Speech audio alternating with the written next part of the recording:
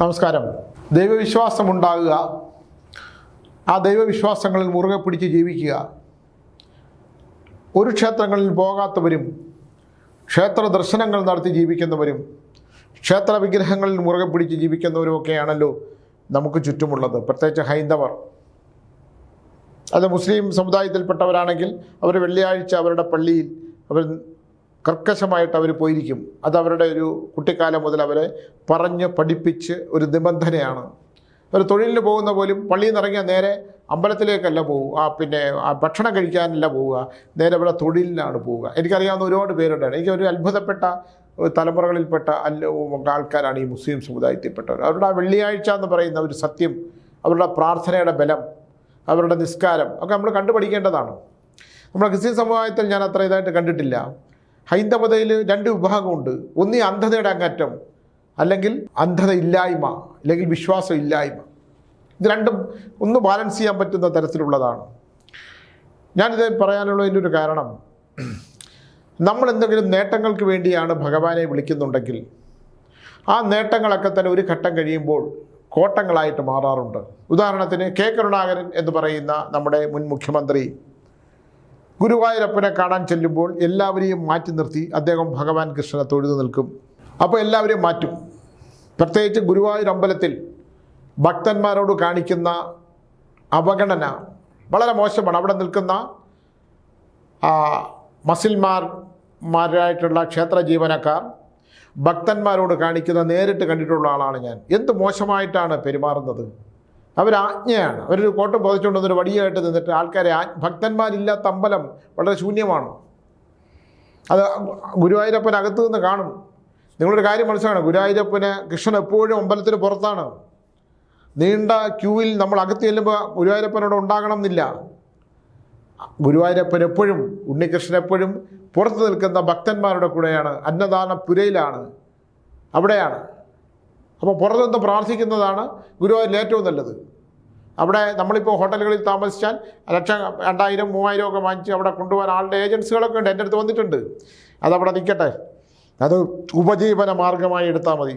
പക്ഷേ ഗുരുവായൂരപ്പനൊരു ശക്തിയുണ്ട്.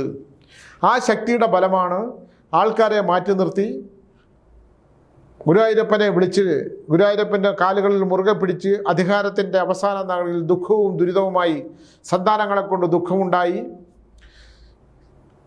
സന്താനങ്ങളാൽ ദുഃഖിച്ച് മൃത്യു സംഭവിച്ച അവസാനം ഒരു അപകടം, വലിയൊരു അപകടമുണ്ടായിട്ട് തൻ്റെ മകനെ കാത്തിരുന്ന് കാണാൻ കഴിയാതെ ഒരു പിതാവിൻ്റെ ദുഃഖം അനുഭവിച്ച് രണ്ട് മക്കളും തമ്മിലുള്ള ചില വിഷയങ്ങളിൽ, വ്യക്തിപരമായിട്ടുള്ള ചില അഭിപ്രായ വ്യത്യാസങ്ങളിൽ സ്വയം മനംതുന്ത് മരിച്ച കെ കരുണാകരൻ എന്ന് പറയുന്ന കേരളത്തിലെ മുൻ മുഖ്യമന്ത്രി, അതിനെക്കുറിച്ച് പറയുന്നുണ്ട്. രാജൻ ഈശ്വരവാര്യർ എന്ന് പറയുന്ന ആ മനുഷ്യൻ സ്വന്തം മകനെ ജയറാം പടിക്കലും പുലിക്കോട് നാരായണനെ പോലുള്ള ആൾക്കാരുടെ പിടിയിൽപ്പെട്ട് മൃത്യു സംഭവിച്ചു എന്ന് വിശ്വസിച്ചപ്പോൾ, അന്ന് അടിയന്തരാവസ്ഥ കാലത്തിൻ്റെ ഭീകരതയാണത്.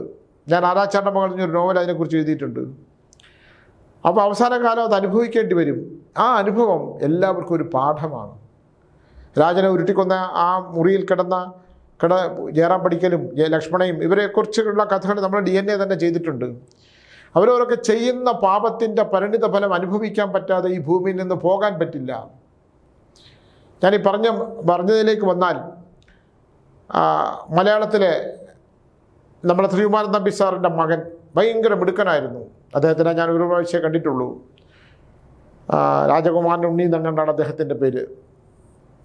വളരെ കന്നഡയിലെ തെലുങ്കിലൊക്കെ സിനിമ ചെയ്തിട്ടുള്ള പയ്യനാണ്. നല്ല തമ്പി സാറിനെ പോലെ തന്നെ ഇരിക്കും. മകനെ അഗാധമായി പ്രണയിച്ച ഒരു മനുഷ്യനാണ്, സ്നേഹിച്ച മനുഷ്യനാണ്. പ്രണയം എന്ന് പറഞ്ഞാൽ സ്നേഹത്തിൻ്റെ ആഴത്തിലാണ് ഞാൻ പറഞ്ഞത്. അങ്ങനെ മകനെ സ്നേഹിച്ചവൻ വർക്കിലായി, അവിടെ തെലുങ്കിൽ സിനിമയൊക്കെ ചെയ്തു. ഒരു ശ്രീകുമാരൻ തമ്പി എന്ന് പറയുന്ന മലയാള സിനിമയിൽ എന്നും അഹങ്കാരിയായിട്ടുള്ള ഒരു കലാകാരനായിരുന്നു. അദ്ദേഹത്തിൻ്റെ ശരികളും തൻ്റെ കഴിവിലുള്ള അടിയുറച്ച വിശ്വാസത്തിലൊക്കെ തമ്പി സാറിന് എനിക്ക് മാനസിക അടുപ്പമുള്ള ഒരാളാണ്. ആരാധനയോട് ഇന്നും നോക്കി നിൽക്കുന്ന ഒരാളാണ്. അന്തസ്സോടുകൂടി ഒരുത്തൻ്റെ പുറകിൽ പോകാതെ മലയാള സിനിമയിൽ തൻ്റെ സാന്നിധ്യം അറിയിച്ച നിരവധി പാട്ടുകൾ, സ്വന്തമെന്ന പദത്തിനെന്തർത്ഥം എന്ന് ചോദിക്കുന്ന ഒരുപാട് പാട്ടുകൾ. മലയാള സിനിമ നശിച്ചാൽ പോലും പ്രപഞ്ചത്തിൽ നിലനിൽക്കുന്ന കവിത പാട്ടുകൾ ഉണ്ടാക്കിയ ആളാണ്. ദേവരായ മാഷും ശ്രീകുമാരൻ തമ്പിയും പിന്നെ ദക്ഷിണാമൂർത്തി സ്വാമിയൊക്കെ നമുക്ക് ഒരിക്കലും മറക്കാൻ പറ്റാതെ, യുവതലമുറ ചിലപ്പോൾ അവരെ മറന്നു പോയിരിക്കും. പക്ഷേ ഞങ്ങളെപ്പോലുള്ള കാലഘട്ടത്തിൽ ജീവിക്കുന്നവർ ഒരിക്കലും മറക്കില്ല. അദ്ദേഹത്തിൻ്റെ മകൻ ഒരു സിനിമയായിട്ട് ആത്മഹത്യ ചെയ്തു. സഹിക്കാൻ പറ്റില്ല. അദ്ദേഹത്തിന് മാത്രമല്ല, നമ്മുടെ അന്നത്തെ ഒരു കാലഘട്ടത്തിൽ നിന്ന ഒരു മനുഷ്യർക്കും അത് സഹിക്കാൻ പറ്റില്ല. അദ്ദേഹം പൂജാമുറിയിൽ കയറി സകല വിഗ്രഹങ്ങളും ഉടച്ചു കളഞ്ഞു എന്നാണ്. ഇനി എനിക്കിത് വേണ്ട. എൻ്റെ മകൻ അത് അപ്പോഴത്തെ ഒരു നല്ല ജ്യോതിഷ പണ്ഡിതനാണ് ശ്രീകുമാരൻ തമ്പി സാറ്.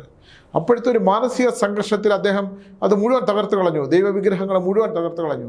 അതുപോലെ ഞാൻ ഇതിനൊരു വീഡിയോ കണ്ടു. ഒരച്ഛൻ തൻ്റെ മകൻ മരിച്ചപ്പോൾ വിഗ്രഹങ്ങൾ മുഴുവൻ തകർത്തു. എനിക്ക് പറയാനുള്ളത്, വിഗ്രഹങ്ങളൊക്കെ തന്നെ നമ്മളാൽ സൃഷ്ടിക്കപ്പെട്ടുണ്ടായി, ഞങ്ങളുടെ സങ്കല്പങ്ങൾക്കനുസരിച്ച് നമ്മൾ വെച്ചിട്ടുള്ളതാണ്. വിഗ്രഹങ്ങൾക്ക് ശക്തിയില്ല, പക്ഷേ പ്രാണൻ നമ്മളിലാണുള്ളത്. നമ്മൾ പ്രാണപ്രതിഷ്ഠ ചെയ്താൽ മാത്രമേ അതിന് ശക്തി ഉണ്ടാവുകയുള്ളൂ.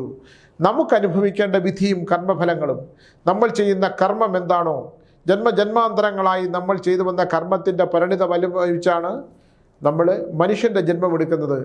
മനുഷ്യജന്മത്തിൽ തന്നെ നമ്മൾ അമ്മയുടെ ഗർഭപാത്രത്തിൽ കിടക്കുമ്പോൾ നമ്മളിങ്ങനെ അസ്വസ്ഥമാക്കി അമ്മയുടെ ഗർഭപാത്രത്തിൽ ചവിട്ടുകയൊക്കെ ചെയ്യും. എന്ന് പറഞ്ഞാൽ ഞാൻ അനുഭവിക്കാൻ പോകുന്നത് പൂർവ്വജന്മം കാണുവാണ്. ആ പൂർവ്വജന്മത്തിൽ ചെയ്ത പാപങ്ങളുടെ ഫലങ്ങൾ മുഴുവൻ ഞാൻ ഈ അമ്മയുടെ ഗർഭപാത്രത്തിൽ നിന്ന് പുറത്തു വരുമ്പോൾ ഞാൻ അനുഭവിക്കേണ്ടി വരുമല്ലോ ഈശ്വര എന്ന് പറഞ്ഞാൽ കരഞ്ഞുകൊണ്ട് ജനിക്കുന്നത്. എനിക്കറിയാവുന്ന ഒരാളാണ്. അദ്ദേഹം കരഞ്ഞില്ല. അദ്ദേഹം തലകീഴായി പിടിച്ചിട്ടും കരഞ്ഞില്ല. അദ്ദേഹത്തിന് ഒരു സൂചി കൊണ്ട് ഒരു കുത്തു കൊടുത്ത പുള്ളി ചെറുതായിട്ടൊന്ന് ഞരങ്ങി. അദ്ദേഹത്തിൻ്റെ ജീവിതം അങ്ങനെയായിരുന്നു, കരയേയില്ല. ആരെങ്ങനെ എന്ത് സംഭവിച്ചാലും അദ്ദേഹത്തിന് അത് വിഷയമല്ല. കരയാത്തൊരു മനുഷ്യനെ എൻ്റെ ഈ 62 വയസ്സിനിറയിൽ പറഞ്ഞും കേട്ടിട്ടുള്ളതാണ്. ആരെങ്ങനെ സ്വന്തം ഭാര്യ മരിച്ചാലും ദുഃഖമില്ല, മകൻ മരിച്ചാലും ദുഃഖമില്ല, സ്വന്തം കാര്യങ്ങൾ സ്വന്തം മാത്രം. കരയാത്തൊരു മനുഷ്യനെ ഞാൻ കണ്ടിട്ടുണ്ട് അങ്ങനെ. അതുപോലെ അതൊക്കെ വിചിത്രമായ ജന്മങ്ങളാണ്.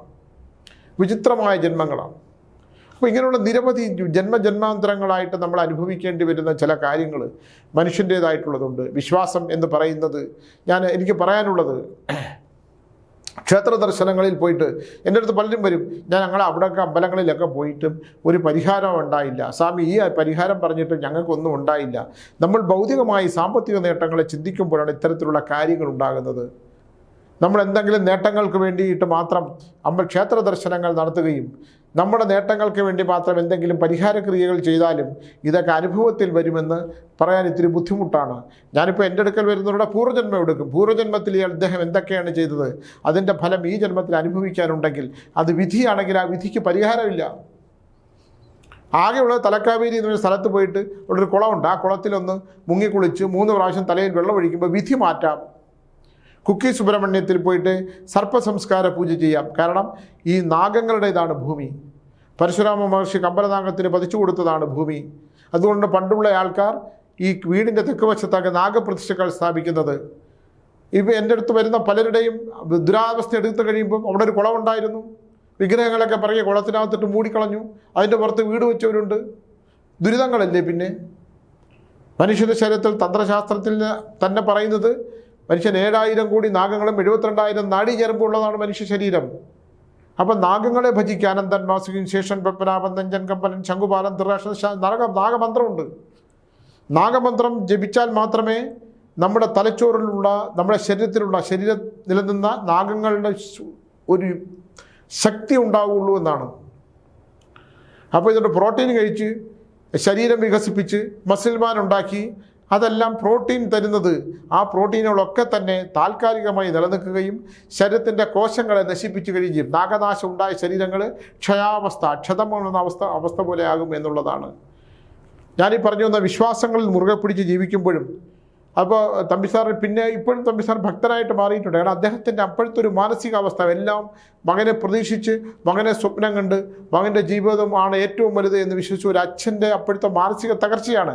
ഈ കഴിഞ്ഞ ദിവസം മരിച്ച മകനും ഒരു പിതാവ് പൂജാമുറി മുഴുവൻ നശിപ്പിച്ചു. അതെല്ലാം തന്നെ ഒരു മനസ്സിൻ്റെ പിന്നെ ആ സമയത്തുണ്ടാകുന്ന ആഘാതത്തിൽ നിന്നുണ്ടാക്കുന്ന ഒരു പ്രത്യേക അവസ്ഥയാണ്. നിങ്ങൾ സ്വന്തം വിശ്വാസങ്ങളിലൂടെ തന്നെ, സ്വന്തം മനസ്സോടുകൂടി തന്നെ മുമ്പിലോട്ടുള്ള ഒരാളെ വിഷമിപ്പിക്കാതെയും നശിപ്പിക്കാതെയും. ഇപ്പം ഞാൻ ഒരാളാണെങ്കിൽ ഒരാളെ സഹായിച്ചു, മറ്റൊരാൾ സഹായിച്ചപ്പോൾ അദ്ദേഹം ഒരു വിഷ്ണുപാദം കൊടുത്തു. വിഷ്ണുവിൻ്റെ പാദമാണ്. വിഷ്ണുപാദം എന്ന് പറയുന്നത് മഹാവിഷ്ണുവിൻ്റെ പാദത്തിൻ്റെ അടിവശമാണ്. അവിടെ ചില ലിഖിതങ്ങളൊക്കെ ഉണ്ട്. ആ വിഷ്ണുപാദം കൊടുത്താൽ ആ വിഷ്ണുപാദം പിന്നെ വെച്ചിട്ട് നമ്മളൊരു വിളക്ക് കൊളുത്തി വെച്ചാൽ ഇത് ഹൈന്ദവ സങ്കല്പത്തിൽപ്പെട്ടതാണ്. നിങ്ങൾ ആഭിചാര ദോഷങ്ങൾ ഉണ്ടാകില്ല, ദുഷ്ടശക്തികൾ പ്രവേശിക്കില്ല എന്നുള്ളതാണ്.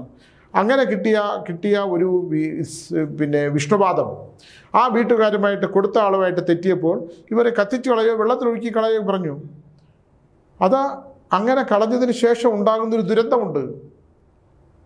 ആ ദുരന്തം അനുഭവിച്ചേ പറ്റും. ഇത് വിശ്വാസത്തിൻ്റെ ഭാഗമാണ്. മറ്റൊരാളുടെ വീട്ടിൻ്റെ ചുവരിൽ ആഭിചാരം ചെയ്ത് പിന്നെ ആണിയിൽ ഭക്ഷിച്ചിട്ട് എൻ്റെ അടുത്ത് കൊണ്ടുവന്നിരുന്നു വടമെടുത്തിട്ട്. ഞാൻ പറഞ്ഞത് അവിടെ ഇരുന്നോട്ടെ എന്ന്. കർമ്മശുദ്ധിയുള്ള ഒരാളെയും ഒരു ആഭിചാരത്തിനും തൊടാൻ പറ്റില്ല. ചെറിയ ബുദ്ധിമുട്ടുകളൊക്കെ ഉണ്ടാക്കെങ്കിലും തൊടാൻ പറ്റില്ല. ഞാൻ പറയുന്ന വിശ്വാസം എന്ന് പറയുന്നത് ഒരു മനുഷ്യൻ്റെ ജന്മവുമായിട്ട് ബന്ധപ്പെട്ടിട്ടുള്ളതാണ്. മനുഷ്യ ജീവിതം എന്ന് പറയുന്നത് തീഷ്ണമായ അഗ്നിയിലൂടെ നടന്ന് അഗ്നിവാരി ഭക്ഷിച്ച് അഗ്നിയിൽ വെന്തുരുകുന്നതാണ് ജീവിതം. സമാധാനവും ശാന്തിയുമായിട്ട് സത്കർമ്മങ്ങൾ ചെയ്ത് സമാധാനവും ശാന്തിയുമായിട്ട് ജീവിക്കാൻ കഴിഞ്ഞാൽ നിങ്ങൾ എത്തേണ്ടിടത്ത് എത്തുന്നതിന് വേണ്ടി കഠിനാധ്വാനം ചെയ്താൽ നിങ്ങളവിടെ എത്തപ്പെടും. അല്ലെങ്കിൽ സ്മരണയില്ലാതെയും നന്ദികേട് കാണിച്ചും ചേർത്ത് പിടിച്ച് ഒരു കാലത്ത് ചേർത്ത് പിടിച്ചവരെ വിസ്മൃതിയിലാണ്ടൊക്കെ ജീവിച്ചാൽ ജീവിതത്തിൻ്റെ അവസാന കാലവും മരണാനന്തരവും സംഭവിക്കാവുന്ന പല മഹാദുരന്തങ്ങളും വിപത്തുകളും സംഭവിക്കാതിരിക്കട്ടെ. മനുഷ്യന് വേണ്ടത് സമാധാനവും ശാന്തിയുമാണെന്ന് പറഞ്ഞുകൊണ്ട് നിർത്തുന്നു. നമസ്കാരം.